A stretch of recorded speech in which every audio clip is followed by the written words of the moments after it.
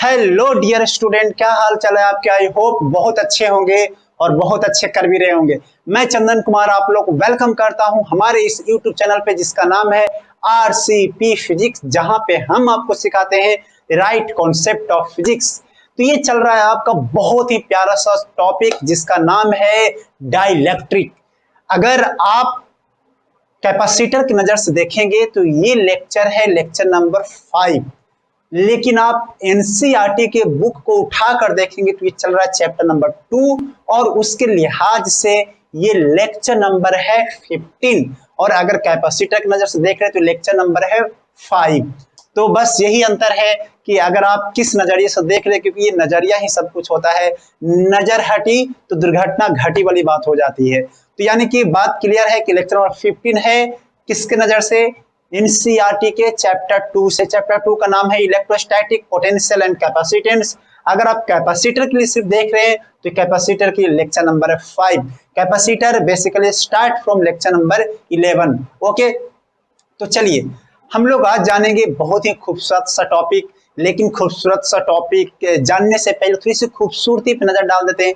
खूबसूरती ये था कि हम लोग लास्ट बार हम लोगों ने पढ़ा था कि डाइलेक्ट्रिक क्या होता है, डाइलेक्ट्रिक के मटेरियल का डाइलेक्ट्रिक कांस्टेंट क्या होता है, किस तरीके से चीजें वेरिएशन होती है, हमने ये सब जाना था। और ये भी जाना था कि कितने टाइप के डाइलेक्ट्रिक होते हैं। डाइलेक्ट्रिक दो टाइप के होते थे, एक पोलराइजेशन एक नॉन पोलराइजेशन। हमने पोलराइजेशन वेक्टर भी जाना था, सस्पेक्टिबिलिटी ऑफ मटेरियल भी जाना था, किस तरीके से पोलराइजेशन वेक्टर क्या था, magnetic moment per unit volume तो जो था वो क्या था, sorry electric dipole per unit volume जो था वो था पोलराइजेशन। तो क्या आपने हमारे लेक्चर्स को अटेंड किया था? अगर नहीं किया है तो प्लीज इस लेक्चर्स को फॉरवर्ड करने से पहले आप प्लीज हमारे डिस्क्रिप्शन में जाकर लेक्चर नंबर 14 को जरूर से जरूर देखें। अगर आप पढ़ाई करते हो, अगर आप सीरियस स्टूडेंट हो तो ऑब्वियस सी बात है पढ़ाई करते हो, और पढ़ाई करते करते 100% है कि आपको डाउट कुछ ना कुछ आते होंगे। अगर आप डाउट्स को लेकर काफी ज्यादा परेशान हो तो मैं आपको बताना चाहूंगा कि आप परेशान बिल्कुल भी ना हो। वो डाउट वाली प्रॉब्लम, डाउट वो हम पे छोड़ दीजिए और आज ही ज्वाइन कीजिए RCP physics dot room Telegram channel पे जाकर। उसका डिस्क्रिप्शन जो है हमने, उसका लिंक जो है हमने डिस्क्रिप्शन में दे दिया है। तो आप आज ही डिस्क्रिप्शन में जाइए और हमारे टेलीग्राम पे लिंक पे क्लिक करके हमारे फिजिक्स डॉट रूम पर आ जाइए और अपने सारे डाउट पूछ सकते हैं। अगर आपको लेक्चर से रिलेटेड और या फिर कोई एक्स्ट्रा कोई शिकवे एंड शिकायत, कोई गालियां, तो आप हमें rcp@gmail.com पे आप हमें मेल भी कर सकते हैं। तो बहुत आसान सा कम्युनिकेशन है हमारे और आपके बीच में, जब चाहो जब कनेक्ट हो सकते हैं। तो चलिए बिना टाइम वेस्ट किए हुए हम आगे बढ़ते हैं। तो आज हम लोग जानेंगे कि डाइलेक्ट्रिक को इंसर्ट करने पर कैपेसिटेंस पे क्या प्रभाव पड़ता है, क्या इफेक्ट आता है, हम उसको जानेंगे। तो लिखते हैं, टॉपिक स्टार्ट करते हैं। चलिए तो लिख रहे हैं effect of dielectric on capacitance. Effect of dielectric on capacitance. हम लोगों ने लास्ट बार ये देखा था कि डाइलेक्ट्रिक को इंसर्ट करने पर ये दोनों प्लेट के बीच में जो अट्रैक्शन था वो थोड़ा सा उससे राहत मिला था। आपने देखा था कि मान लीजिए कि एक ये जो है हमारा जो ये दोनों प्लेट था, प्लेट के बीच में हम लोग क्या भर दिए थे, डाइलेक्ट्रिक। तो उसमें होता क्या था कि दोनों प्लेट के बीच में जो अट्रैक्शन होने का जो डर था वो डर हो गई थी खत्म। क्यों? क्योंकि बीच में जो डाइलेक्ट्रिक आया था उसको सपोर्ट कर रहा था। किसको सपोर्ट कर रहा था? हमारे दोनों प्लेट को। तो पहला फायदा हुआ। दूसरा फायदा बहुत अमेजिंग है बेटा, बहुत ही अमेजिंग है दूसरा फायदा। अब दूसरे फायदे देखोगे ना, उछल पड़ोगे जहां है वहां पर। देखो कैसे उछलते हो, देख लो। जैसे कि हमने क्या किया कि एक डाइलेक्ट्रिक इस तरीके से, सॉरी एक प्लेट जो है हमने इस तरीके से प्लेट को हमने रख दिया। अब यह बात है प्लेट पे सिग्मा चार्ज, इसमें माइनस सिग्मा चार्ज होता है, प्लस सिग्मा चार्ज होता है। और हमने एक डाइलेक्ट्रिक जो है इस तरीके से ला के रख दिया, पूरा पूरा फुल कर दिया, पूरा का पूरा मस्त। ऐसा ना कि बीच बीच में खाली छोड़ दिया, ऐसा नहीं है, खाली नहीं छोड़ा, पूरा का पूरा मस्त डाइलेक्ट्रिक भर दिया। अब जैसे डाइलेक्ट्रिक भरोगे बेटा तो आपके मन में पहला सवाल क्या आएगा कि डाइलेक्ट्रिक कांस्टेंट क्या है। तो डाइलेक्ट्रिक कांस्टेंट बेटा हमने क्या मान लिया, के। और आप अगर सीरियसली रिवाइज किए होंगे तो आपको पता होगा कि इन दोनों के बीच के डिस्टेंस डी थी, लेकिन यहां पर पहले without insertion of dielectric electric field was sigma upon में epsilon naught, but after insertion of dielectric it becomes electric field sigma upon में के एप्सिलॉन नॉट। होगा कि नहीं होगा? बिल्कुल होगा सर, कोई शिकायत की बात नहीं है, होगा। अब पोटेंशियल डिफरेंस कितना होगा? तो सर पोटेंशियल डिफरेंस तो होता है E इंटू में डी। सर E कितना है? सिग्मा अपॉन में एप्सिलॉन नॉट इंटू में के इंटू में यहाँ पर डी होता था क्या? बिल्कुल सर। अच्छा सर कैपेसिटेंस क्या होता है? कैपेसिटेंस होता है सर पॉजिटिव प्लेट पर जो चार्ज है वो अपॉन में पोटेंशियल डिफरेंस। तो पॉजिटिव प्लेट पर चार्ज कितना है बेटा? सिग्मा तो चार्ज डेंसिटी है, तो sigma into sir area upon में पोटेंशियल डिफरेंस कितना है? सिग्मा अपॉन में एप्सिलॉन नॉट इंटू में के इंटू में डी। तो सिग्मा सिग्मा कट गया तो ये चल जाएगा के टाइम्स एप्सिलॉन नॉट ए अपॉन में डी। मैंने तुमको क्या बोला था कि दूसरी एडवांटेज ऐसी एडवांटेज है कि तुम जान को उछल पड़ोगे। देख उछल, के टाइम्स हो गया, मतलब कि कैपेसिटेंस कितना टाइम्स इंक्रीज कर गया? के टाइम्स सीधे। तो सारा दूसरा फायदा ये जबरदस्त था। तो मतलब कि आफ्टर लिख देते, after insertion of dielectric material, चाहे डाइलेक्ट्रिक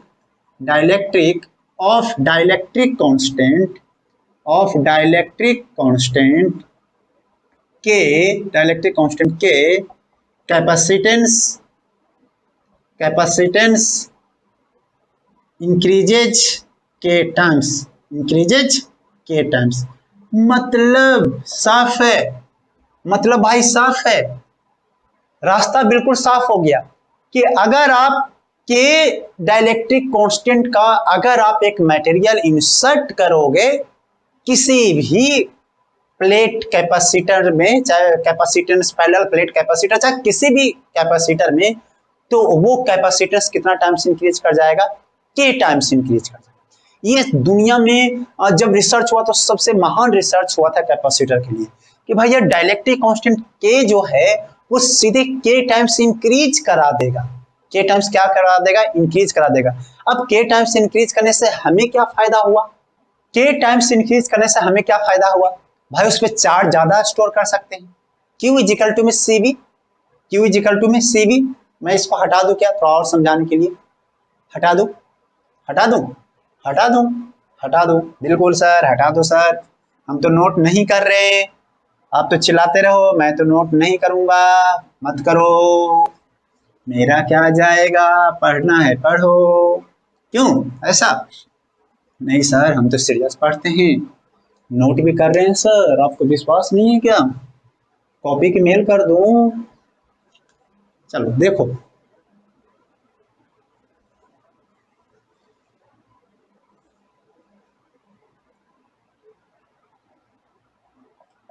तो के टाइम्स इंक्रीज करने से जो फायदा हुआ, ये हमें फायदा हुआ कि जैसे फायदा क्या हुआ? फायदा क्या हुआ? क्या हुआ फायदा? तो देखो चार्ज जो था पहले CV था, पहले कितना था? CV। अगर V कांस्टेंट अगर है, कौन कांस्टेंट V है, तो यही चार्ज अब कितना हो जाएगा? K टाइम्स CV हो जाएगा। सोच कर देखो, अगर पहले कोई कैपेसिटर 2 कूलम चार्ज स्टोर कर रहा था और अगर आपने एक इंसर्ट करा दिया डाइलेक्ट्रिक को जिसका डाइलेक्ट्रिक कांस्टेंट 5 था, अब वो 5 टाइम्स ज्यादा चार्ज स्टोर कराएगा एज कंपेयर टू पहले। यानी कि ये बहुत जबरदस्त फायदा हुआ कि मटेरियल को हमने क्या कर दिया कि एक डाइलेक्ट्रिक इंसर्ट कराने से हमारा चार्ज जो था के टाइम्स इंक्रीज कर रहा था। देखो के टाइम्स इंक्रीज कर रहा था, क्यों? क्योंकि भाई C जो था, अब C को देखो कैसे के टाइम्स इंक्रीज किया। कितना लोग को ये भी डाउट आ रहा होगा, है ना? सही मैं समझाना। देखो ऐसे पहले Q था कितना? एप्सिलॉन नॉट A अपॉन में D अपॉन में सॉरी एप्सिलॉन नॉट ए अपॉन में डी इंटू में बी। अतः हमने इसी को तो सी बोल दिया ना दोस्त, हमने इसी को तो सी बोल दिया ना एप्सिलॉन नॉट ए अपॉन में डी को। अब जो है क्यू इजिकल टू कितना हो जाएगा, के इंटू में एप्सिलॉन नॉट ए अपॉन में डी इंटू में बी। हुआ कि नहीं हुआ? अगर ये क्यू इजिकल टू में सी बी है तो ये क्यू इजिकल टू में के सी बी है कि नहीं? ये फाइनल बोल देते हैं इसको, फाइनल। ये क्या था? इनिशियल। ये क्या था? इनिशियल। यानी कि क्यू फाइनल जो होगा वो के टाइम्स ऑफ कितना हो जाएगा? Q initial. सोच कर देखो, तो हमें ये जबरदस्त फायदा होने लग गया था। तो लोग बोला कि क्यों ना हम एक कैपेसिटर के अंदर में, हम लोग कैपेसिटर के अंदर में हम लोग क्या करेंगे कि कुछ डाइलेक्ट्रिक को इंसर्ट कर देंगे। तो जब आप जैसे फैन का जो कंडेंसर जो होता है, जो उसको कैपेसिटर जो हम लोग बोल रहे हैं, तो उसको जब आप तोड़ोगे ना तो अंदर देखोगे कुछ ना कुछ मटेरियल इंसर्ट रहती है। वो मटेरियल ब्राउन कलर में कुछ ना कुछ होता है, ब्राउन कलर में उसको देखना, तो वो एक्चुअल में डाइलेक्ट्रिक है। उसका डाइलेक्ट्रिक कांस्टेंट कितना होता है आई डोंट नो, बट उसका वो डाइलेक्ट्रिक ही होता है। क्यों डाइलेक्ट्रिक इंसर्ट किया? क्या समझ में आ गया? क्योंकि उसकी कैपेसिटेंस क्या होगी? हुआ इंक्रीज कर गया था। उसी तरीके से एनर्जी जो है हाफ सी बी का स्क्वायर था पहले।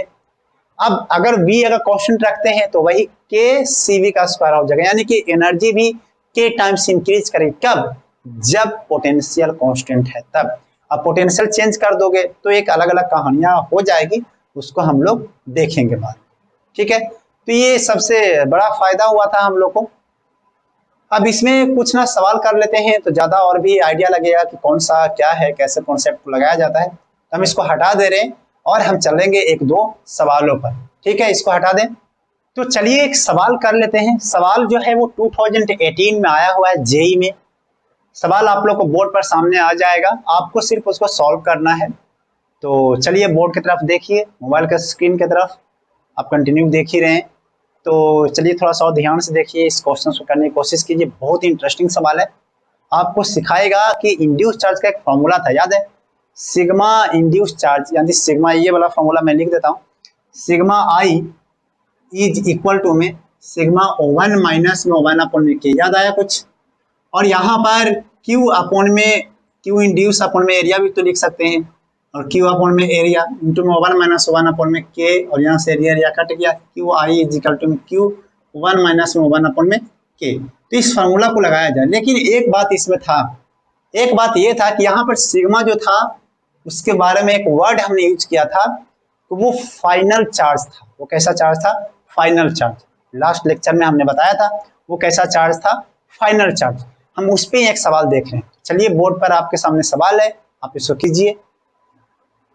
सवाल जो है लिखा हुआ है, parallel plate capacitor of capacitance 90 picofarad is connected to a battery of EMF 20 volt if dielectric material of dielectric constant K is equal to 5/3 is inserted between the plate, the magnitude of induced charge will be। अब उसमें चार option है, मैं data को लिख लेता हूं। चलिए तो डेटा आपके सामने है, इसको सॉल्व कर लेते हैं। Q is equal to में CV,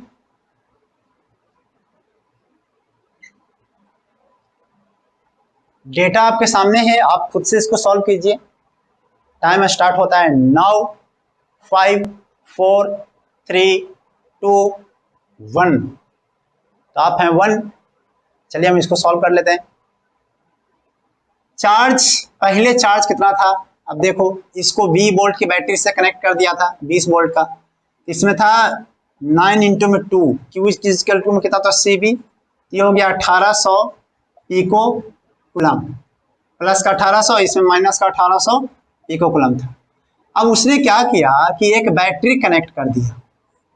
तो बैटरी जब कनेक्ट करेगा, सॉरी एक बैटरी नहीं, एक डाइलेक्ट्रिक इंसर्ट कर दिया, और डाइलेक्ट्रिक इंसर्ट कर दिया कितना का? 5/3 का। अब इस पे चार्ज कितना आ गया? Q इक्वल टू में K इंटू में CV, है कि नहीं? K इंटू में CV। अब K इंटू में CV जब आया तो K इक्वल टू का वैल्यू कितना था? 5/3, और CV का वैल्यू ये है कितना? 1800। ये CV का वैल्यू ही तो है ना, 1800। तो 1800 पिको कूलम, ये हो गया 6, ये हो गया कितना? 3000 पिको कूलम, हमारा ये है।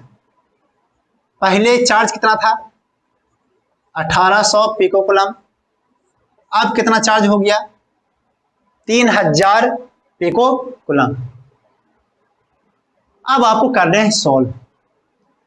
मेरे पास फार्मूला क्लियर है, Q final is equal to में Q I induce is equal to में क्यू 1 माइनस 1 अपॉन में क्यू। तुम्हारे मन में दो डाउट, सर ये वाला क्यू रखूं कि ये वाला क्यू रखूं, बताओ कौन सा क्यू रखना चाहिए, पहले वाला या फिर फाइनल वाला, पहले वाला या फिर फाइनल वाला। तो बोलोगे सर फाइनल वाला, ये तो पहले वाला ऐसे ही दे दिया इसने। तो फाइनल वाला आपने इसको इंसर्ट किया तो उसके अकॉर्डिंग जो चार्ज प्लेट पे डेवलप होगी वही तो इस पे भी इंड्यूस करेगा ना, पहले वाला कोई ना होगा। तो यहाँ पर Q जो है 3000 पिको कूलम और 1 माइनस में और 1/k है 5/3, तो ये हो जाएगा 3 में 5। तो यहाँ से हो जाएगा कितना पिको कूलम, पिको कूलम इसको जब सॉल्व करो तो 1.290 कूलम आंसर आ जाएगा। कौन सा हो जाएगा आंसर, ए वाला हो जाएगा। ठीक है, तो चलिए समझ में आ गया होगा, इसको हटा दूं। तो ये क्वेश्चंस को आपने कर लिया होगा, समझ भी गए होंगे, इसको मैं हटा देता हूं। और एक बहुत बढ़िया सा सवाल हम लोग देखते हैं नीट का, नीट 2020 में आया हुआ है सवाल है, काफी बेहतर सवाल है। उस सवाल नहीं है, वो आपको कुछ थ्योरी सिखाने के लिए मैं लाया हूँ उस सवाल। तो वो थ्योरी को हम लोग सीखेंगे किस तरीके से क्या काम करती है। तो पहले तो हम इसको हटा देते हैं, उसके बाद उसको करते हैं। तो सवाल आपके सामने बोर्ड पर आएंगे, उस सवाल को कीजिए, बहुत ही अच्छा सवाल है। आपको इलेक्ट्रोस्टैटिक का थोड़ा सा कॉन्सेप्ट उसमें यूज करना पड़ेगा। तो सवाल को चलिए देख लेते हैं, उसमें हम आपको सिखाएंगे भी कि कैसे थ्योरी उसकी काम करती है। ठीक है, वो बहुत ही कॉन्सेप्चुअल एंड इजी सवाल है। तो आपके सामने बोर्ड पर है सवाल, वो देखिए। लिखा हुआ the capacitance of a parallel plate capacitor with air as medium 6 microfarad with the introduction of a dielectric medium the capacitance becomes 30 microfarad, the permittivity of medium पूछा है, permittivity of medium पूछा है। तो सॉल्व करते हैं। पहले था C initial था 6 माइक्रोफैराड, और जब डाइलेक्ट्रिक इंसर्ट किए तो वो जो था फाइनल वो 30 माइक्रोफैराड। अब पूछा है कि परमिटिविटी ऑफ मीडियम, क्या पूछा है, परमिटिविटी ऑफ मीडियम। तो परमिटिविटी ऑफ मीडियम जानने के लिए पहले समझते हैं कुछ कॉन्सेप्ट।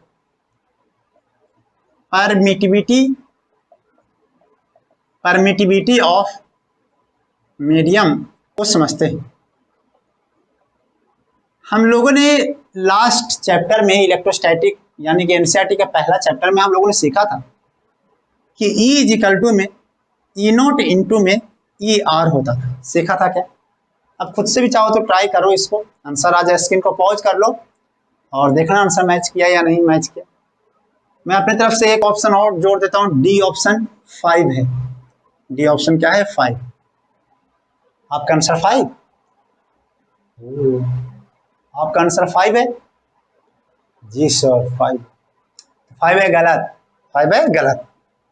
चलो देख लेते हैं इसको। ई को हम लोग बोलते थे एब्सोल्यूट परमिटिविटी। क्या बोलते थे, एब्सोल्यूट परमिटिविटी। समझना, ये सवाल मैंने लाया सिखाने के लिए, एब्सोल्यूट परमिटिविटी। और ईआर को बोलते थे रिलेटिव परमिटिविटी। क्या बोलते थे, रिलेटिव परमिटिविटी। और ई नोट को बोलते थे, इसको क्या बोलते थे, परमिटिविटी ऑफ फ्री, स्पेलिंग थोड़ा देख लेना सबका, permittivity of free space, permittivity of free space. ठीक है, तो परमिटिविटी ऑफ फ्री स्पेस थोड़ा सा अच्छा सुने, परमिटिविटी ऑफ फ्री स्पेस। यहां पर चीजें जो है सेम है। यहां पर जानते हो क्या हो गया है, E इज इक्वल टू में E0 इंटू में K हो गया है, बस हो गया। यहां पर E इज इक्वल टू में E0 इंटू में K, यही K को वहां पर हम लोग रिलेटिव बोलते, यहां पर डाइलेक्ट्रिक कांस्टेंट बोल देते हैं, डाइलेक्ट्रिक कांस्टेंट बोलते हैं यहाँ पे। वो मीडियम की परमिटिविटी है, वो किसकी है, मीडियम की रिलेटिव परमिटिविटी, एयर के वैक्यूम के कंपेयर में रिलेटिव परमिटिविटी है, वही यहाँ पे डाइलेक्ट्रिक कांस्टेंट कहलाता है। तो ये both are same things, both are same things. ठीक है, नीट 2020 का सवाल था, बहुत ही अच्छा सवाल था कॉन्सेप्चुअल। तो ये जो था इसको हम लोग बोल सकते थे ऐसे एब्सोल्यूट डाइलेक्ट्रिक कांस्टेंट, क्या इसको बोल सकते थे, एब्सोल्यूट डाइलेक्ट्रिक कांस्टेंट भी वर्ड यूज कर सकते थे। यहाँ पे फिलहाल परमिटिविटी पूछा था, परमिटिविटी ऑफ मीडियम जो हो जाएगा ई नोट की वैल्यू 8.85 इंटू 10 में 12, और के की वैल्यू कितना हो गया, के की वैल्यू कितना हो गया, देखो पहले था 6 माइक्रोफैराड, फिर बाद में 5 टाइम्स 6 हो गया, तो मतलब 5 है के की वैल्यू, यहाँ पे 5, जो भी इसका आंसर आए वो आंसर हो जाएगा, जो भी आंसर आए ये आंसर हो जाएगा। क्या आपको बातें क्लियर हो गई है, बिल्कुल कॉन्सेप्ट क्लियर, हटा दो इसको। तो ये रहे थे दो बहुत प्यारे प्यारे सुंदर सुंदर से सवाल। एक और सवाल को तरफ हम देखते हैं, वो भी नीट का आया हुआ सवाल है, 2015 में लिखा हुआ था कैंसिल, 2015 का कैंसिल है, लेकिन फिर भी सवाल बहुत अच्छे हैं, तो आप देखेंगे बहुत कॉन्सेप्चुअल सवाल है। मैं बिल्कुल कॉन्सेप्ट पे फोकस कर रहा हूँ कि अगर आपको कॉन्सेप्ट क्लियर हो जाते हैं तो सवाल ऑटोमेटिक बनेंगे। फिजिक्स में कई लोगों को प्रॉब्लम होती है कि सर मुझे फॉर्मूले याद हैं, लेकिन सवाल जब करने जाता हूँ तो वो बनते नहीं है। रीजन बस यही है बेटा कि आप जो है कॉन्सेप्ट पे ध्यान नहीं देते हो। जब कॉन्सेप्ट को बारीकी से जब देखोगे ना, फॉर्मूले का ओरिजिन देखोगे, फॉर्मूले क्या देखना, ओरिजिन, वो उसका ओरिजिन क्या है, जब वो बात आपको समझ में आएगी कि फिजिक्स के फॉर्मूले का ओरिजिन क्या है, तो वो 100% आपसे सवाल है, 100%। तो उस ओरिजिन को पकड़ने की कोशिश कीजिए, सवाल के ओरिजिन क्या है, फॉर्मूले का ओरिजिन क्या है, बस अगर आप उसको पकड़ लिए फिजिक्स में तो आपका काम आसान बन जाता है। जितने भी सवाल हैं उसके फोटो को ड्राइंग करने की कोशिश कीजिए, सिचुएशंस को ड्राइंग करते टाइम ही समझ में आती है क्या सिचुएशन दे के रखा है। अभी हम एक सवाल और करने जा रहे हैं, है बहुत बेसिक सा सवाल, लेकिन अगर आप उसमें दिमाग नहीं लगाएंगे तो वो टफ बन जाएगा। ठीक है, तो सवाल आपके बोर्ड पर आ रहे हैं, आप देखिए। सवाल है, a parallel plate air capacitor of capacitance C is connected to a cell of EMF V and then disconnected from it. A dielectric slab of dielectric constant K which can just fill the air gap of the capacitance is now inserted in it. Which of the following is incorrect? इसमें से कौन सा incorrect है? तो चलिए हम इसको कर लेते हैं सवाल को। बोलता है कि पहले जो है, समझिए, पहले जो है कैपेसिटर ये था, बैटरी लगा हुआ था 20 वोल्ट का, इस पे चार्ज कितना हो गया होगा, प्लस में CB और माइनस में C। अब बोलता है कि अब इसको डिस्कनेक्ट कर दिया, और डिस्कनेक्ट करने के बाद किया क्या कि हमने क्या किया कि इसमें हमने क्या कर दिया, हमने इसमें क्या कर दिया, डाइलेक्ट्रिक इंसर्ट कर दिया। कितना dielectric constant, K, dielectric constant कितना, K। अब बेसिक सा बातें हैं, कुछ बेसिक सा बातें। अब जो है चार्ज जो है CB था, पहले क्या था, CB था, समझना। बाद में क्या चार्ज होगा, बाद में क्या चार्ज होगा, सोचो। तुम्हें लगेगा K से भी हो जाएगा, बिल्कुल गलत, K से भी नहीं होगा इस केस में। ये जरूरी नहीं है कि आप डाइलेक्ट्रिक इंसर्ट कर दो और उस पे चार्ज के टाइम्स इनिशियल बढ़ जाएगा, ये कोई जरूरी नहीं है। अगर आप मेरी बातों का अगर ध्यान देंगे तो लास्ट में हमने के टाइम्स से इनिशियल करने से पहले हमने एक वर्ड यूज कर रहे थे कि पोटेंशियल क्या रहेगा, कांस्टेंट, पोटेंशियल क्या रहेगा, कांस्टेंट। अब देखो जब इंसर्ट कर दोगे तो बताओ ये CB जो है क्या इधर से जंप करके इधर जा सकता है, जा सकता है, नहीं जा सकता, बिल्कुल भी नहीं जा सकता। CB कुछ भी करके जंप करके नहीं जा सकता। अगर हाँ बैटरी कनेक्टेड रहता 20 वोल्ट का, तब वो जंप कर जाता, वो इधर सीधा करके उधर चला जाता, चाहे उधर सीधा चला जाता, उस समय पोटेंशियल कांस्टेंट रहता। उस समय क्या रहता, कांस्टेंट, पोटेंशियल। क्यों, क्योंकि V बैटरी आपने हटाया नहीं, इस समय V बैटरी हटा दिया है, तो इसमें चार्ज जो है वो वही रहेगा जो पहले था, चार्ज है वो वही रहेगा जो पहले। कैपेसिटेंस की देखते हैं, कैपेसिटेंस अगर सी इनिशियल अगर सी है तो सी फाइनल क्या हो जाएगा, के सी हो जाएगा, सिंपल। सी फाइनल क्या हो जाएगा, के सी हो जाएगा। लेकिन अगर क्यू इनिशियल था, क्यू सी भी था, तो क्यू फाइनल जो है वो भी क्या रह जाएगा, सी बी ही रह जाएगा, के सी बी नहीं रहेगा। आ रहा है समझ में? लेकिन लेकिन लेकिन पोटेंशियल पहले बी था, अब वो बी नहीं रहेगा। अब पोटेंशियल जो हो जाएगा वो हो जाएगा क्यू अपॉन में सी। तो क्यू कितना रह गया था, सी बी, और सी कितना हो गया था, सी कितना हो गया था, सी फाइनल, के सी, सी में सी, बी बाई में के हो जाएगा। पोटेंशियल कम गया, ये कम गया, डाइलेक्ट्रिक को इंसर्ट करने से क्या हो गया, पोटेंशियल कम हो गया, चार्ज वही रह गया। देखो मैं अभी भी बोल रहा हूँ, ये कंडीशन जरूरी नहीं है कि ऑलवेज ट्रू के चार्ज सेम ही रहेगा, ये जरूरी बिल्कुल भी नहीं है, बिल्कुल भी नहीं। अगर बैटरी हटा दिए तो फिर बैटरी जब हटा दी तो चार्ज इधर से उधर जंप नहीं कर पा रहा है, जा नहीं पा रहा है, डेट्स वाई यहाँ पे चार्ज कंजर्व है। अब ऑप्शन मिला लो, इनिशियल एनर्जी कितना था, इनिशियल एनर्जी था हाफ सी बी का स्क्वायर, हाफ सी बी का स्क्वायर। फाइनल एनर्जी कितना हो जाएगा, V final, sorry E final, half into में के सी इंटू में बी बाई में के का स्क्वायर, ये हो जाएगा हाफ इंटू में बी का स्क्वायर बाई में, सॉरी सी बी का स्क्वायर बाई में के। अब देख लो total differences final minus initial. अब आई होप कि आप उसका आंसर आप दे पाओगे, आई होप कि उसका आंसर आप दे पाओगे। बहुत इजी है, बहुत इजी, ठीक है। हटा दूं, चार्ज कंजर्व रहेगा, यहां से यहां तक में चार्ज क्या रहेगा, कंजर्व रहेगा, ठीक है। तो मैं इसको हटा देता हूं। बहुत ही अच्छा सवाल था, आप अगर इसको डीप में जाएंगे तो बहुत सारी चीजें आप रिसर्च कर पाओगे। तो मैं ये कहता हूं कि आप खुद से रिसर्च करो इस चीजों को, ऑप्शन को मैच कराओ, कौन सा सही होगा कौन सा नहीं सही। अब इसका एक लास्ट ऑप्शन है, जिससे कि मैं इसका ऑप्शन मेरे सामने है बुक। तो the change in energy store, खुद से करना है आपको। The electric charge on the capacitor is not conserve, not conserve या कंजर्व, कंजर्व होगा। तो मतलब ये वाला जो ऑप्शन है वो क्या है, गलत है। चेंज इन एनर्जी सही है, वो इतना ही आता है। तीसरा option the potential difference between the plate decreases के टाइम्स, सही है। बी बाई के टाइम्स डिक्रीज कर गया ना, बी बाई के टाइम्स मतलब के टाइम्स डिक्रीज कर गया, सही बात है, वो तो गलत हो नहीं सकता। डी वाले ऑप्शन में the energy store in the capacitor, the energy store in the capacitor decreases के टाइम्स, और तो एनर्जी का तो ऐसा है ही नहीं, के टाइम्स थोड़ी डिक्रीज करता है। वो एनर्जी को अगर देख लोगे तो ये कम तो हुआ है, तो वो कितना कम हो गया है जो देख लेते हैं।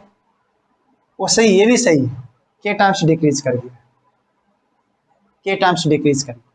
तो इसका आंसर क्या होना चाहिए, इसका आंसर होना चाहिए बी वाला, कि the charge on the capacitor is not conserve, charge on the capacitor is not conserve, ठीक है। आप बात को समझ पाए होंगे। इसको मैं हटा देता हूं और चलते हैं अगले थ्योरी की तरफ में। तो ये थे छोटे छोटे टॉपिक, छोटे छोटे क्वेश्चंस, लेकिन बहुत अच्छे अच्छे से क्वेश्चंस। अब इसको करने के बाद आपको एक बूस्ट आएगा कि नहीं मैंने कुछ सीखा है कैपेसिटेंस। आप ऐसे ऐसे फालतू सवाल कर लो, कुछ सीखा ही नहीं, मैंने आपको सिखाया। और आप भी ऐसी कोशिश कीजिए, क्वेश्चंस को कीजिए, उसमें से जो क्रीम है उसको आप अपने अंदर ले लीजिए, दूध को तो फेंक दीजिए, उसके अंदर जो क्रीम है उस क्वेश्चंस का वो आप लेने की कोशिश कीजिए। हम आगे बढ़ते हैं, सीखते हैं कि अगर dielectric, if dielectric with is less than D तो क्या होता होगा। डाइलेक्ट्रिक विथ जो है, चौड़ाई जो है, हमने तो अभी तक क्या लिया कि डाइलेक्ट्रिक कैपेसिटर में पूरा का पूरा फुल कवर कर रहा था।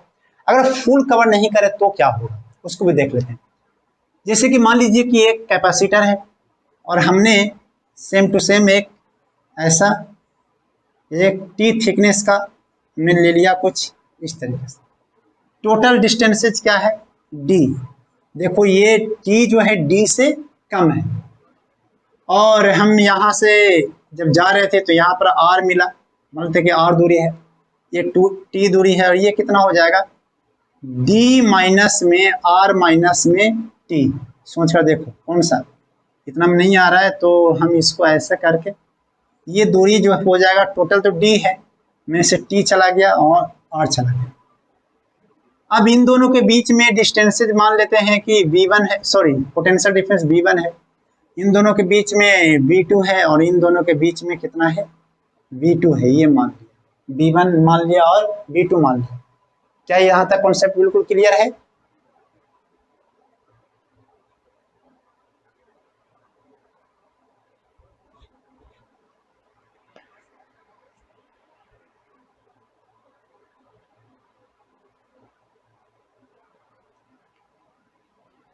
ठीक है, यहाँ तक कॉन्सेप्ट क्लियर है। यहाँ पर वही सिग्मा प्लस चार्ज और यहाँ पर वही माइनस सिग्मा चार्ज रखा हुआ था प्लेट। तो C इक्विवेलेंट अगर आपको निकालना है तो वही बात है, Q अपॉन में V, Q अपॉन में V करेंगे। लेकिन यहाँ पर जो V है वो कितना हो जाएगा, V1 प्लस में V2 प्लस में V3, है कि नहीं, V1 प्लस में V2 प्लस में V3। यहाँ पर इलेक्ट्रिक फील्ड हो जाएगा सिग्मा अपॉन एप्सिलॉन नॉट, यहाँ पर हो जाएगा सिग्मा अपॉन में K एप्सिलॉन नॉट, यहाँ पर फिर से हो जाएगा सिग्मा अपॉन में एप्सिलॉन। होगा कि नहीं होगा? यहाँ तक क्लियर है बात क्या? अब यहाँ पर V1 को देखेंगे तो ये हो जाएगा सिग्मा, सॉरी ऐसे करते हैं, E1 इंटू में R प्लस में E2 इंटू में कितना T प्लस में E3 इंटू में R माइनस में D माइनस में T। क्या ये बात सही है? क्या हमने कर दिया है? ये E1 और E3 दोनों सेम के सेम है, E1 और E3 दोनों के दोनों सेम के सेम है, देख लो। तो हम क्यों ना यहाँ पर E1 और E3 दोनों सेम के सेम है तो हम लोग E मान लेते हैं उसको, और इसका वैल्यू ऑब्वियस बात है सिग्मा अपॉन में एप्सिलॉन नॉट होगा, सिग्मा अपॉन एप्सिलॉन नॉट होगा। E1 और E3 सेम है लेकिन सिग्मा अपॉन एप्सिलॉन नॉट होगा। अगर आप यहाँ से देखेंगे तो हो जाएगा क्या, E1R प्लस में E2 कितना है, E2 का वैल्यू, ये E1 है और ये E2 है और ये E3 था, और यहाँ पर E2 की वैल्यू हो जाएगा सिग्मा अपॉन में K times epsilon not into में T प्लस में, यहाँ से तो ये E1 ही है, E1R ये हमने कुछ गलत लिखा ना, कुछ गलत लिखा, आप लोग ध्यान नहीं दिलाते हो। सर हम तो बोल ही रहे थे लेकिन आप सुन कहाँ रहे थे। D माइनस में R माइनस में T, D माइनस में R माइनस में T, तो यहाँ हो जाएगा E1D माइनस में E1R माइनस में E1T। ठीक है, E1R कैंसिल आउट हो गया, और यहाँ से हो जाएगा सिग्मा अपॉन में K एप्सिलॉन नॉट इंटू में T, और प्लस में सिग्मा, ये अब E1 की वैल्यू रख देते हैं, sigma upon epsilon not into में D, फिर वहाँ पर माइनस में सिग्मा अपॉन में एप्सिलॉन नॉट इंटू में T। ओके, अब इस ये हो गया V की वैल्यू, ये किसकी वैल्यू हो गई, V की वैल्यू हो गई, इतना का इतना। अब हम लोग यहाँ पे लिखने की कोशिश करते हैं। अब C equivalent is equal to में Q की वैल्यू हो जाएगी सिग्मा इंटू में एरिया अपॉन में V, ये हो जाएगा सिग्मा इंटू में एरिया अपॉन में V, और V हो जाएगा V1 प्लस में V2 प्लस में V3। यहाँ पर सिग्मा इंटू में T अपॉन में K एप्सिलॉन नॉट प्लस में सिग्मा अपॉन में एप्सिलॉन नॉट इंटू में D, और माइनस में सिग्मा अपॉन में एप्सिलॉन नॉट इंटू में T। यहाँ से सिग्मा सिग्मा ले मारा, एप्सिलॉन नॉट ऊपर चला गया, तो C इक्विवेलेंट जो बन गया वो बन गया कितना बन गया, एप्सिलॉन नॉट इंटू में A अपॉन में, देखते जाना, epsilon not A upon D minus में T प्लस में T अपॉन में K। तो ये थोड़ा सा अजीब सा चीज़ें हैं, तो आपको ये चीज़ें मेमोराइज करने की ज़रूरत है। आप इसको कर लेते हैं तो आपके ज़िंदगी में बहुत सारे कष्ट निवारण हो सकता है। अगर आप जिंदगी में बहुत सारे कष्ट हैं, इसको लेकर यहाँ पे मंडरा रहा है बार बार, तो आप अपने कष्ट को दूर कर सकते हैं चीज़ों को देख के, चीज़ों को समझ के। चलिए नोट कर लीजिए इसको जल्दी से। चलिए कुछ और भी चीज़ों को देख लेते हैं थोड़ा बहुत, कि हमने इनसफिशिएंट विथ वाला को हमने देखा कि C इक्विवेलेंट जो उसका बनता है वो बनता है एप्सिलॉन नॉट A अपॉन में D माइनस में T और प्लस में क्या देखा था, T अपॉन में K। हमने यही देखा था, T अपॉन में K। तो इसको थोड़ा सा देख लेते हैं कि अगर T की वैल्यू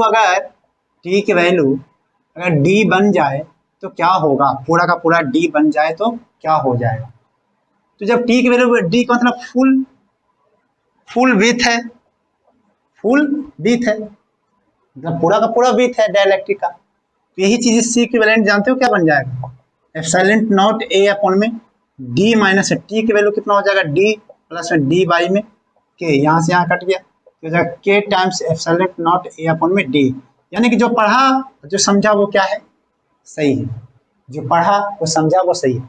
लेकिन दिक्कत कब आती है वो समझो। इसमें एक बहुत अच्छी बात है कि इंडिपेंडेंट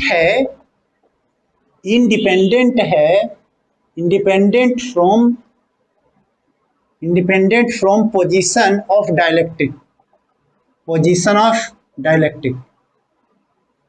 मतलब आप R1 दूरी पर रख रहे हैं, जैसे डाइलेक्ट्रिक है, तो आप डाइलेक्ट्रिक को यहाँ रख रहे हो या फिर यहाँ रख रहे हो, उससे कुछ मैटर नहीं करता,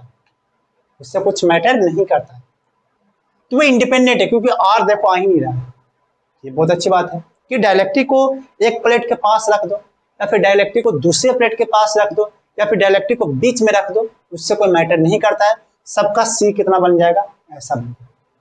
लेकिन समस्या कब होगा, प्रॉब्लम कब बनेगा, कि जब आपके पास ये कैपेसिटर तो है, लेकिन उसमें प्रॉब्लम कब आ गया कि आपने ऐसे 2-3 डाइलेक्ट्रिक जो है अलग अलग विथ का आपने उसमें इंसर्ट कर दिया। जैसे ये है मान लीजिए T1 का, ये है मान लीजिए T2 का, ये है मान लीजिए T3 का, ये है K1 का, ये है K2 का और ये है K3, और इसका C देखना चाहते हैं तो ये बड़ा आसान सा है।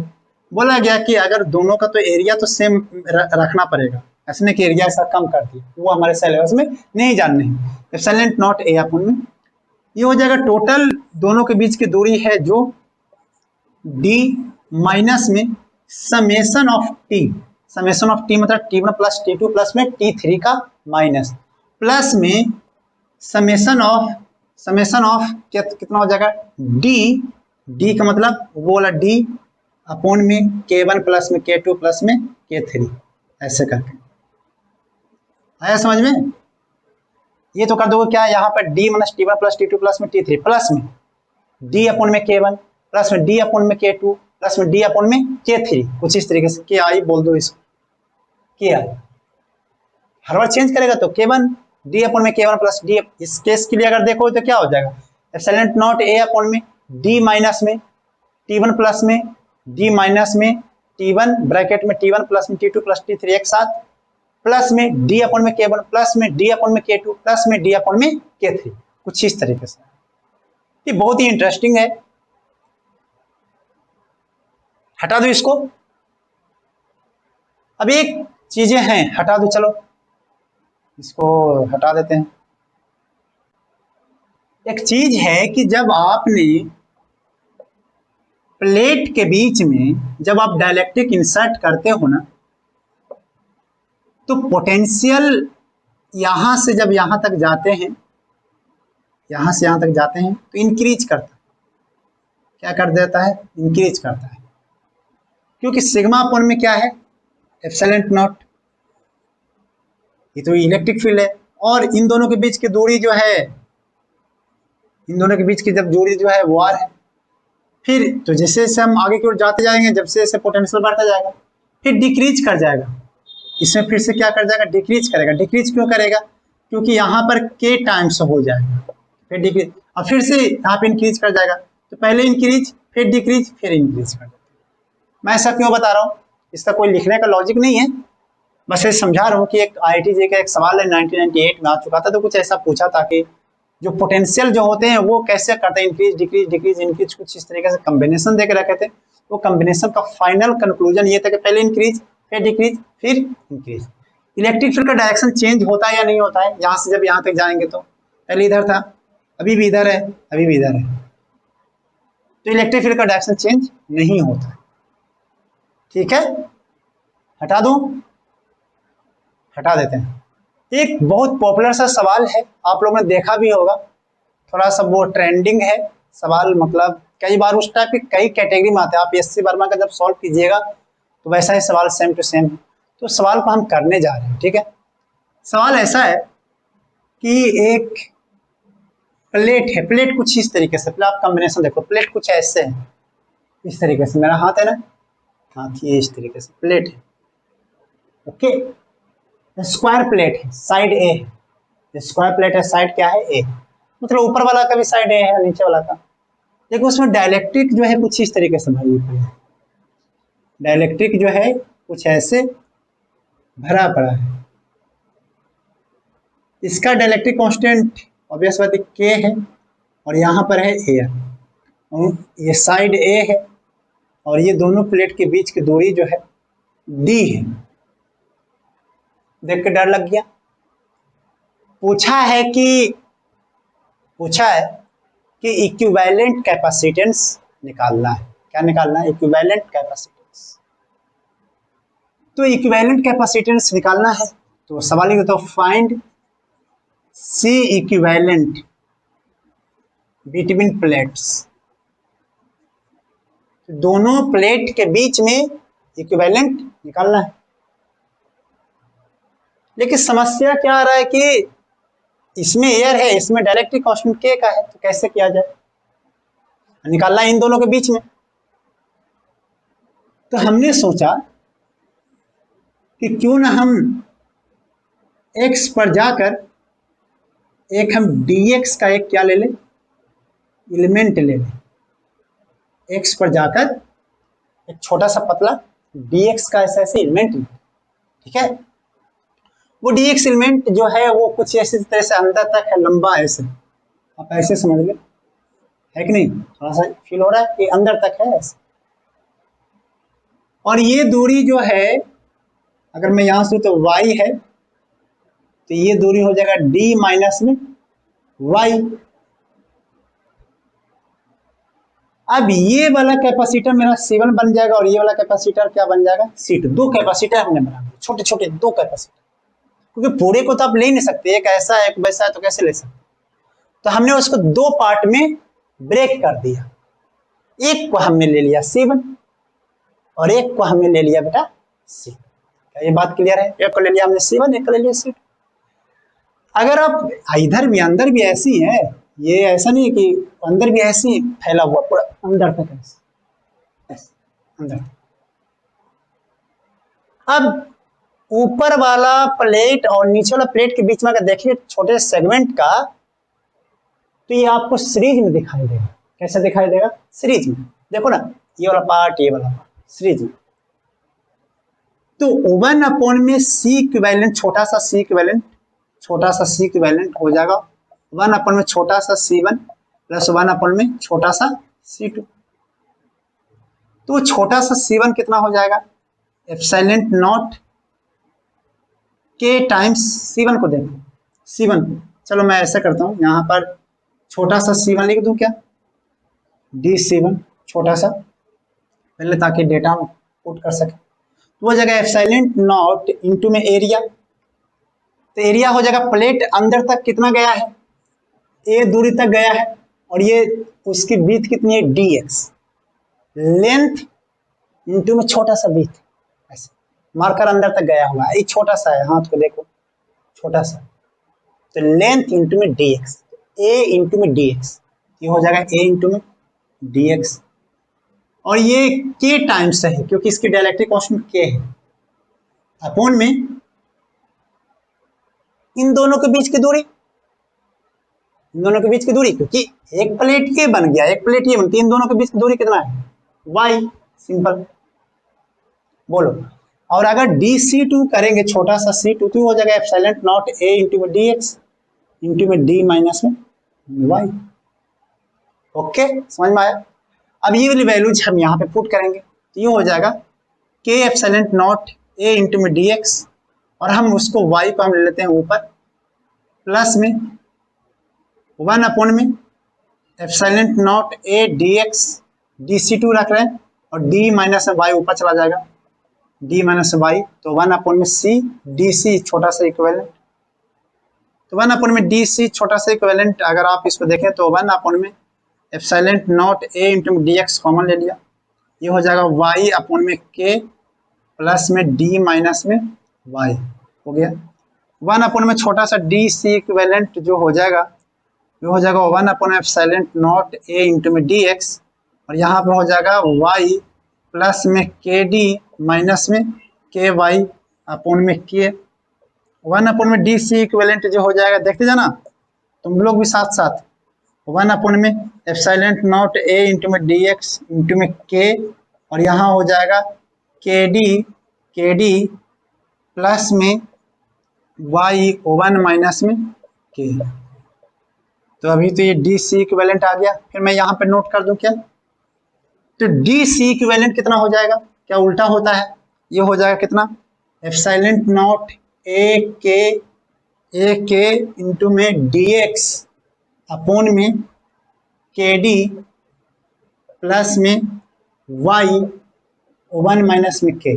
यहाँ तक नोट कर लीजिए जल्दी जल्दी, समझ में आ रहा है ना, बहुत छोटे छोटे स्टेप से कराया हूँ, नोट कर लो।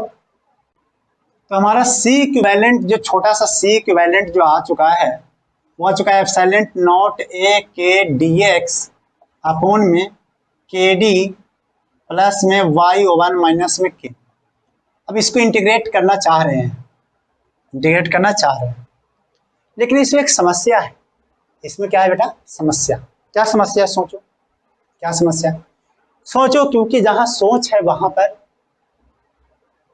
इसलिए सोचना जरूरी है।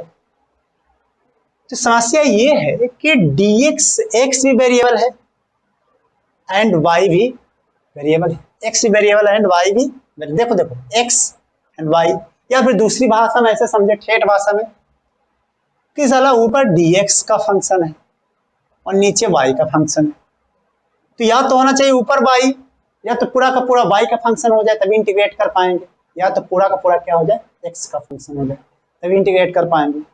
इसी बात के तलाश में हमने निकला है कि कैसे क्या किया जाए कि इंटीग्रेट हो जाए। फिर हमने सोचा कि क्यों ना ट्रायंगल कंसीडर कर ले पी क्यू आर में। तो ट्रायंगल पी क्यू आर में अगर देखोगे तो परपेंडिकुलर वाई में बेस जो हो जाएगा वो वाई अपॉन में एक्स के बराबर हो जाएगा, और यहाँ पर एक्स इज इक्वल टू में हो जाएगा ए अपॉन में डी इंटू में वाई, दोनों से में डिफ्रेंशिएट करने पर मिल जाएगा ए अपॉन में डी डी वाई। तुम बताओ क्या दिक्कत, क्या परेशानी है इसमें। यानी कि हम लोग चाहें तो डी एक्स की जगह पर क्या लिख सकते हैं, ए अपॉन में डी डी वाई। कोई चाहेगा डी वाई की जगह डी वाई कर दो, तो करने के लिए पूरा वाई वाई को रिप्लेसमेंट करना पड़ेगा, वाई की जगह पर हमें सबके सब एक्स रखने पड़ेगा, ठीक है।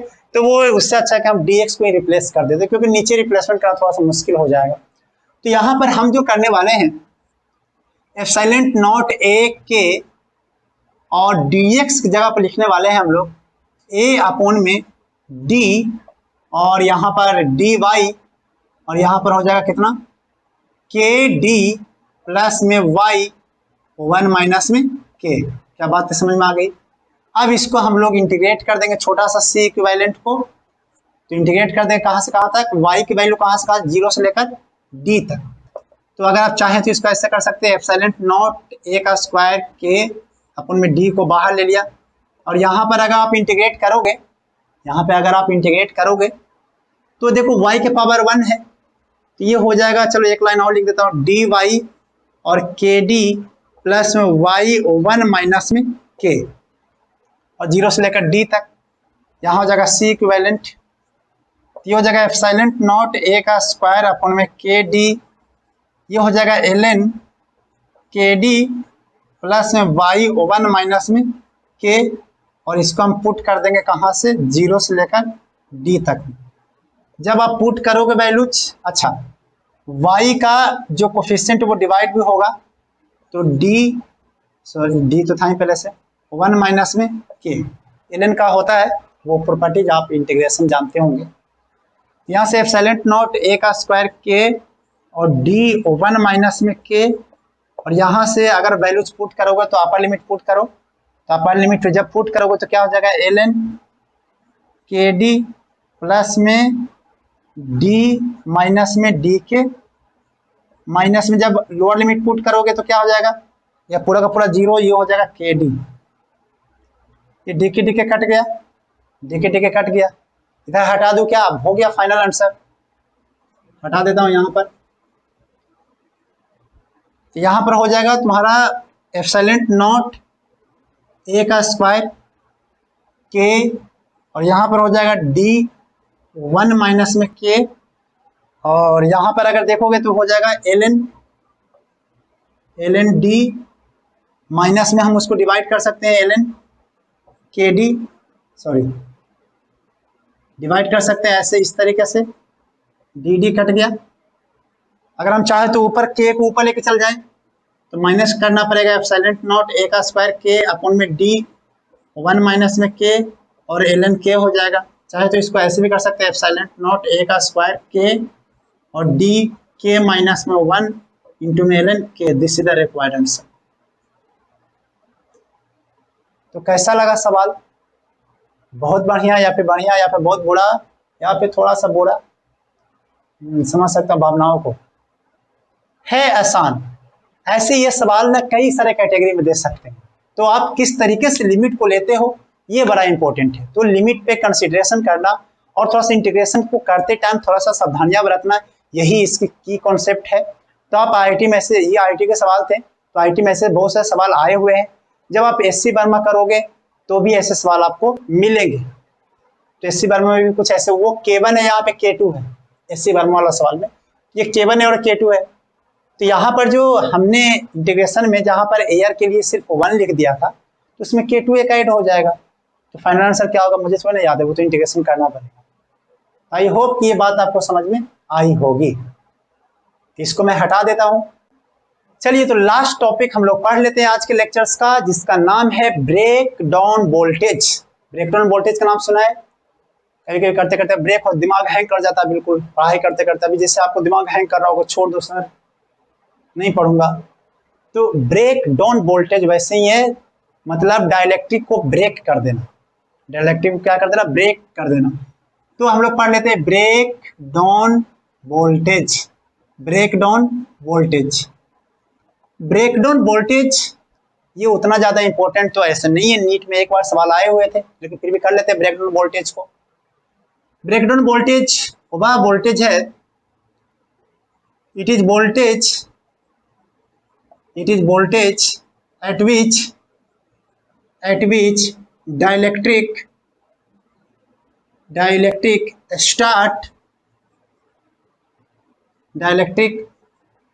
start to break. It is voltage at which dielectric start to break. जैसे देखो क्या होता है ना कि जैसे कि दो पैरेलल प्लेट है और उसके बीच में ना डाइलेक्ट्रिक रख दिए।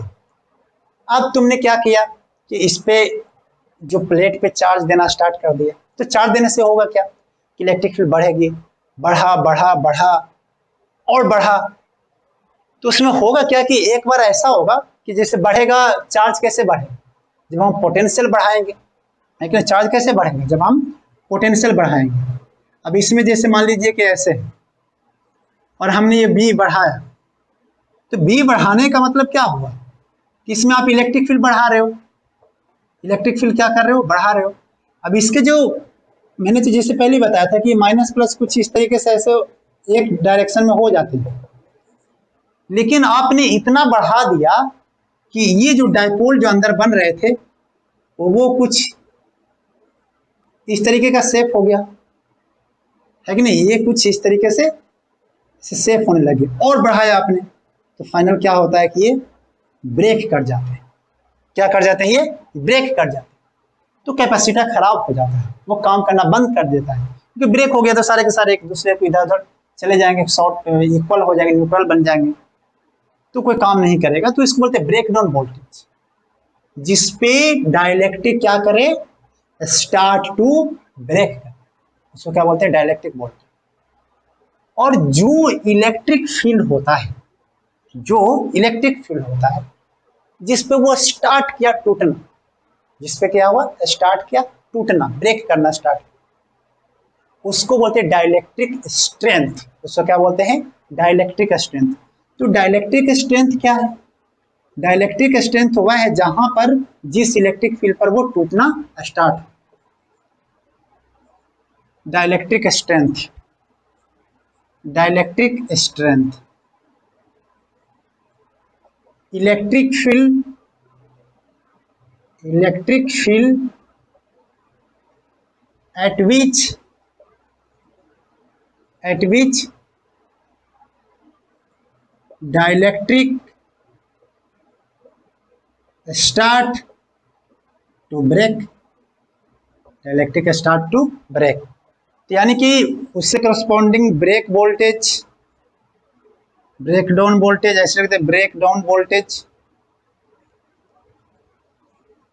ब्रेक डाउन वोल्टेज जो होगा वो होगा ई डाइलेक्ट्रिक स्ट्रेंथ इंटू में उन दोनों का बीच की दूरी है। अब ये जो है डिपेंड करता है, डिपेंड ऑन कि आपका मटेरियल कैसा है, एंड डिपेंड ये भी करता है कि कैपेसिटर का डायमेंशन कैसा है, क्योंकि वो तो चार्ज उसी के अकॉर्डिंग फ्लो करेगा। लेकिन ये डिपेंड करता है मजबूती पे, मजबूती ऑफ डाइलेक्ट्रिक पे। किस पे करता है डिपेंड? जो डाइलेक्ट्रिक कितना मजबूत है, वो डाइलेक्ट्रिक कितना मजबूत है, वो किस पे टूटे, ये टूटने की जो प्रॉपर्टीज है वो डाइलेक्ट्रिक पे डिपेंड करता है कि हम इतना से कम नहीं टूटे। तो भैया इतना से कम नहीं टूटेगा तो वो हुआ डाइलेक्ट्रिक स्ट्रेंथ। ये only depends on only depends on material, only depends on material, simple, only depends on material. तो ये डिपेंड्स ऑन डाइलेक्ट्रिक पे भी और मटेरियल पे भी और डायमेंशन पर भी। और ये जो है terms only depends on material, material कैसा है उसके नीचे। तुम्हें क्या लगता है कि मान लीजिए कि हमारा मटेरियल बहुत मजबूत है तो ये साला कितना बढ़ेगा, वो टूटेगा ही नहीं, कितना बढ़ेगा तो नहीं टूटेगा। जबकि वोल्टेज वोल्टेज तो क्या है, कैपेसिटर चेंज करो, डायमेंशन चेंज करो तो वोल्टेज ऊपर नीचे हो जाते हैं। एक सवाल आपने देखा था ना कि इंड्यूस चार्ज निकालने के लिए बोला था, तो हमने क्या हुआ था, उसमें हमने डाइलेक्ट्रिक इंसर्ट कर दिया तो वोल्टेज ही चेंज कर दिया। चाहे अभी लास्ट वाला सवाल में भी हमने देखा था जिसमें एनर्जी का कितना चेंजेस हुआ, उसमें क्या हुआ, वोल्टेज चेंज कर दिया था, के टाइम्स चेंज कर दिया था। तो वो वही है, डायमेंशन पे भी डिपेंड करता है। इसके सवाल कैसे आते हैं जो देख लो, इसको हटा दो, जिस इसमें सवाल कैसे है जो देखो। जैसे मान लीजिए कि ये जो है 6C और ये जो है मान लीजिए कि 3C का कैपेसिटर, चाहे ऐसा कर ले 6 माइक्रोफैराड का और ये 3 माइक्रोफैराड का कैपेसिटर है। ओके, दो कैपेसिटर सीरीज में। इसका ब्रेकडाउन वोल्टेज जो है वो मान लेते हैं कि 5 वोल्ट पर ये ब्रेक कर जाता है। कितना पर? 5 वोल्ट। और ये मान लेते हैं कि 10 वोल्ट पर क्या करता है, ब्रेक कर जाता है। तो पूछा है कि बताओ कि पूरे सिस्टम का ब्रेकडाउन वोल्टेज कितना होगा, ब्रेकडाउन वोल्टेज कितना होगा, ये पूछा है। क्वेश्चन समझ में आ गया कि पहला वाला जो कैपेसिटर है वो कितना वोल्ट पे ब्रेक हो जाएगा, 5 वोल्ट, और 3 माइक्रोफैराड वाला कैपेसिटर कितना पे ब्रेक हो जाएगा, 10 वोल्ट। अब देखो ये चार्ज कितना बर्दाश्त कर सकता है, तो सर ये 36 × 5 30 माइक्रोकूलम, यानी कि 30 माइक्रोकूलम अगर आप इसको दे दोगे तो चलिए इस पर काम करते, चेंज कर लेते हैं, इसको 15 कर लेते हैं, ठीक है, समझाने के लिए, क्योंकि दोनों सेम सेम आता समझ नहीं। तो ये कितना हो जाएगा, 90 माइक्रोकूलम का चार्ज मैक्सिमम स्टोर कर सकता है इस मतलब, और ये कितना कर सकता है, 30 माइक्रोकूलम का चार्ज स्टोर कर सकता है। अगर तूने इसको 31 भी दे दिया, अगर तूने उसको 31 भी दे दिया ना, कि गया काम से, ये ब्रेक कर जाएगा। तो हमको क्या करना है कि ऐसा वोल्टेज देना है कि 30 से ज्यादा ना हो। हमको तो ऐसा देना है ना वोल्टेज कि 30 से ज्यादा, 30 माइक्रोकूलम से ज्यादा चार्ज उसका अपेयरेंस नहीं होना चाहिए, नहीं तो वो क्या करेगा, टूट जाएगा, ब्रेक कर जाएगा। तो यानी कि अगर हम छोटे वाले को बचा लिए, कम वाले को बचा लिए, तो ऑब्वियस बात है ज्यादा वाला ऑटोमेटिक बच जाएगा, क्योंकि उसको तो कैपेसिटी बहुत ज्यादा है। या छोटे वाला किसान मर रहे हैं, अगर किसान को बचा लिया तो इसका मतलब सब बच गए। समझ रहे हो ना, गरीब जनता को अगर बचा लिया तो अमीर तो ऐसे ही बच जाएंगे। तो लोग लगे अमीर जनता को बचाने में, गरीब को छोड़ दे रहे। तो इस गरीब को बचाना है, किसको बचाना है, इस गरीब को बचाना है। तो यानी कि C इक्विवेलेंट कितना हो गया इसका, 2 माइक्रोफराड, 2 माइक्रोफराड। तो Q इजिकल टू कितना होता है, CV, ब्रेकडाउन वोल्टेज ऐसे। तो V इजिकल टू कितना हो जाए, Q अपॉन में C। लेकिन चार्ज कितना होना चाहिए, मैक्सिमम चार्ज कितना दे सकते हो, 90 तो दे नहीं सकते हो। जब भी कम वाले को देखा जाता है, किसको देखा जाता है, कम वाले को, कम वाले को बचाया जाता है।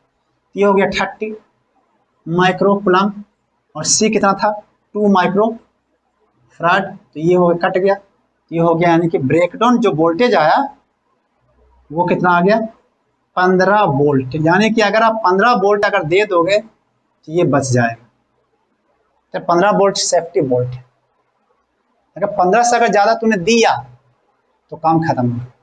तो 15 वोल्ट से आप ज्यादा इसको दे नहीं सकते।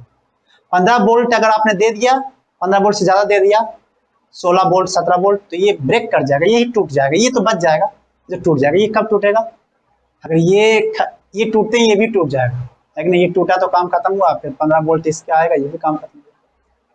तो ये जरूरी नहीं कि इसे 15 वोल्ट हो जाने के वजह से 15 वोल्ट है, ऐसा कोई जरूरी नहीं है, वो तो बाई चांस ऐसा मैच कर लिया। ठीक है, तो एक नीट का सवाल आया हुआ है, उस नीट का सवाल को हम देख लेते हैं, उसके बाद आज क्लास एंड कर देंगे। क्लास वैसे लंबी होती जा रही है, तो मैं इसको हटा देता हूँ।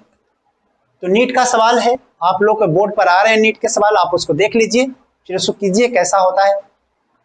लिखा हुआ 3 capacitor each of capacitance C and of breakdown voltage V are joined in series the capacitance and breakdown voltage of the combination V। बताओ, खुद से करो आंसर, बताओ कितना होगा। बोल रहा है क्या कि C 3 है,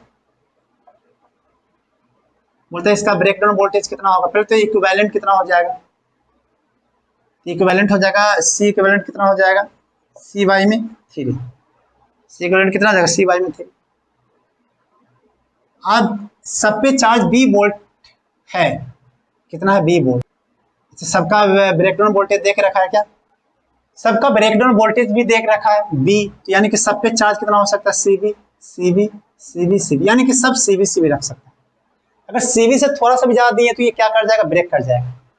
तो यानी कि ब्रेकडाउन वोल्टेज जो हुआ वो हुआ Q मैक्सिमम, सॉरी मिनिमम वाले को देखते हैं, अपॉन में C इक्विवेलेंट। ये कितना रख सकता है, CB, और C इक्विवेलेंट कितना है उसका सबका, C/3। C कट गया, यानी कि ब्रेकडाउन वोल्टेज कितना है, यानी कि 3B, यानी कि ब्रेकडाउन वोल्टेज 3B है, C इक्विवेलेंट कितना है, C/3। तो ये रहे थे इसके आंसर। कौन सा आंसर मैच किया जो देख लेना। तो कैसा लगा आज का लेक्चर, आई होप बहुत बुरा लगा होगा, क्योंकि पढ़ना पड़ता है सब। अच्छा लगा तो लाइक कर दीजिए, अच्छा नहीं लगा तो डिसलाइक कर दीजिए। और जब तक अगला लेक्चर नहीं आ जाए, जब तक आप हमसे डाउट पूछ सकते हैं। कहाँ पर डाउट पूछेंगे, जब तक क्या कभी तक भी पूछ सकते हैं डाउट। अब डाउट के लिए आप टेलीग्राम चैनल डिस्क्रिप्शन में देख रखा है लिंक, उसका आप उस पर क्लिक करके आप हमसे जुड़ सकते हैं और डाउट भी पूछ सकते हैं।